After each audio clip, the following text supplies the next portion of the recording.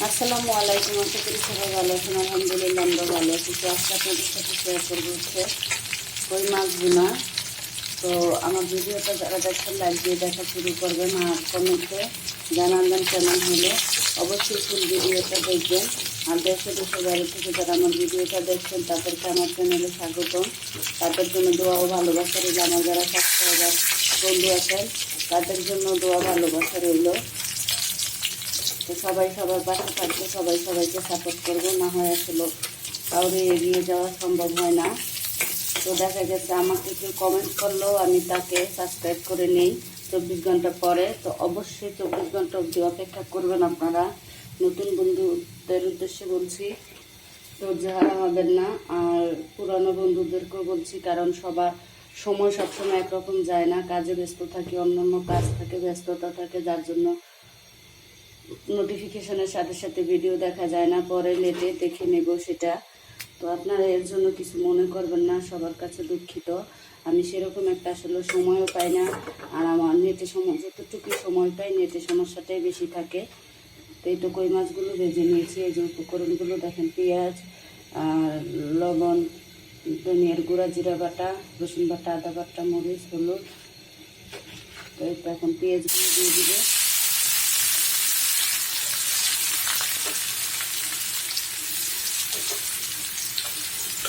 সবার দেখি আমি কিন্তু সবার ভিডিও দেখি। তো আমার ভিডিও আমার অধিকাংশ সাবস্ক্রাইবারই দেখে না। তো যাই হোক, আমি প্রত্যেকের ভিডিও দেখার চেষ্টা করি। যদি মিস হয়ে যায় আমি মানে 2-1 দিন পরে হলো সেই পিছনের ভিডিওগুলো আমি দেখে আসি। তো আপনারা এই কাজটা করবেন। আসলে এটা হচ্ছে সময়, সবাই বাচ্চা কাচ্চা ফ্যামিলি সময় দিতে হয়, তারপরে হচ্ছে ইউটিউবের কাজগুলো করতে হয়। তো এই আর কি, পেঁয়াজ ভাজাটা হোক। তো এই তো দেখুন পেঁয়াজগুলো হয়ে গেছে। আর এই যে উপকরণগুলো আমি এতে একটু পানি ঢেলে দেবো। এই তো মশলাগুলো পানির সাথে মিশিয়ে নিলাম। এবার দিয়ে দিচ্ছি। তো আপনাদেরকে একটা কথাই বলবো, আমি ভিডিওটা যেরকম বানাই, কারণ সব মানুষ এরকম রান্নাটা করে খেতে পারে এবং পারবে।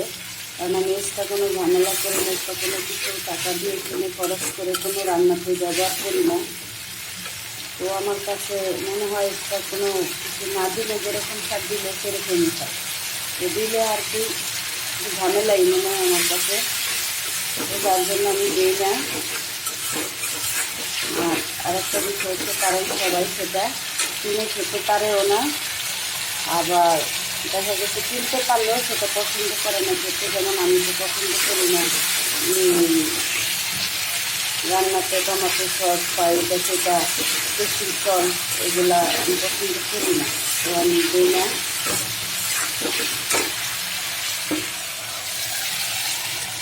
আমি দিয়ে দিচ্ছি।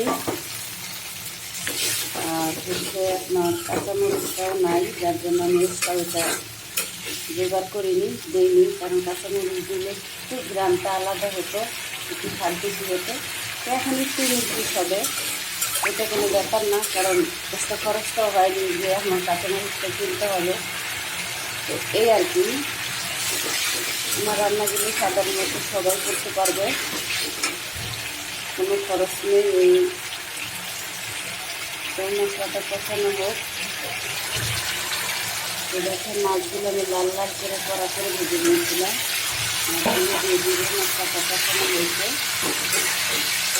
এখানে মাছগুলো কষানো হবে, তারপরে আমি ঝোলটা দিব।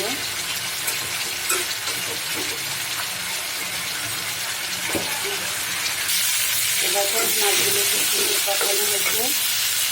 এখন আমি একটু ঝোল দিয়ে দেবো। এই তো যত ঝোলে সুন্দরভাবে হয়ে যায়। আমি একবারে শুকনো করবো না, একটু ঝোল ঝোলিয়ে রাখবো এই ভুনাটা। টমেটো কাঁচামরিচটা দিলে বেস্ট হতো, কিন্তু টমেটোটাও আর কি বাজার করতে যায়নি, একদিন হচ্ছে যাচ্ছি না, যার জন্য আনা হচ্ছে না। বাজার দূরে যাই অনেক দিন পর পর। তো এই আর কি ম্যানেজ করে চলতে হয়।